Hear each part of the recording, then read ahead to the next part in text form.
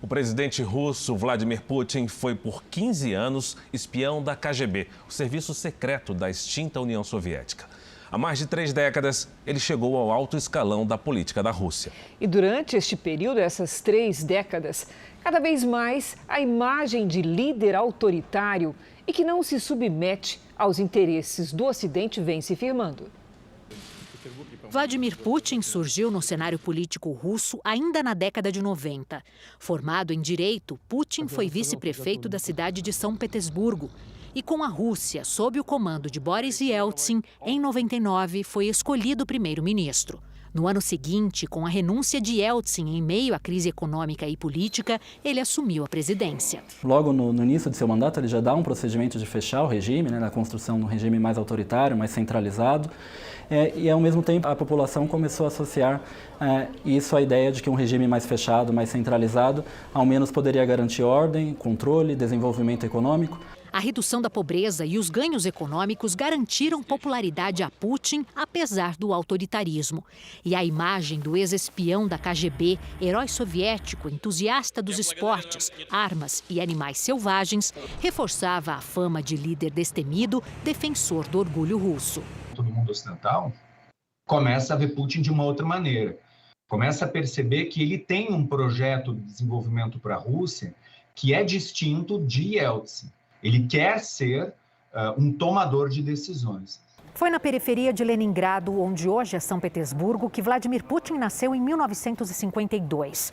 Filho de mãe operária e de pai oficial da Marinha, ele se tornou um líder de pulso firme e recuperou a autoestima do povo russo nos primeiros anos de mandato. Ainda hoje, Putin é popular no país pelo projeto político que persegue com mãos de ferro, colocar a Rússia em posição de destaque no cenário geopolítico mundial. Cada vez mais a Rússia tem se associado à China para disputar em um bloco, ainda que informal, com a China, a hegemonia do espaço mundial. E isso tem gerado cada vez mais tensões. Então, as relações são as piores possíveis. Os líderes europeus, obviamente, veem Putin como alguém que está levando a Rússia para um projeto ofensivo, dominador. A política de Putin também se destacou desde o início pelo perfil bélico e pelo investimento em armas de guerra.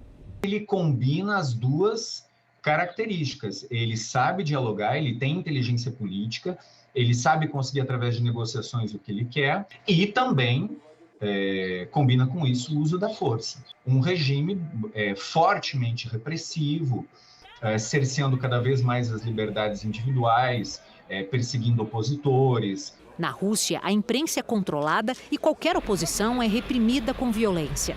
Em 2020, o principal líder opositor do país, Alexei Navalny, foi envenenado e as suspeitas recaíram sobre o governo russo, que negou o envolvimento e culpou inimigos políticos.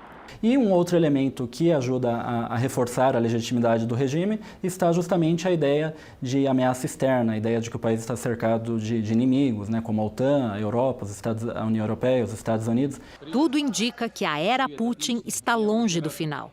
Depois de reeleito em eleições marcadas por dúvidas e protestos, o líder russo sancionou uma lei que permite, na prática, que ele fique no poder até 2036, quando terá 84 anos.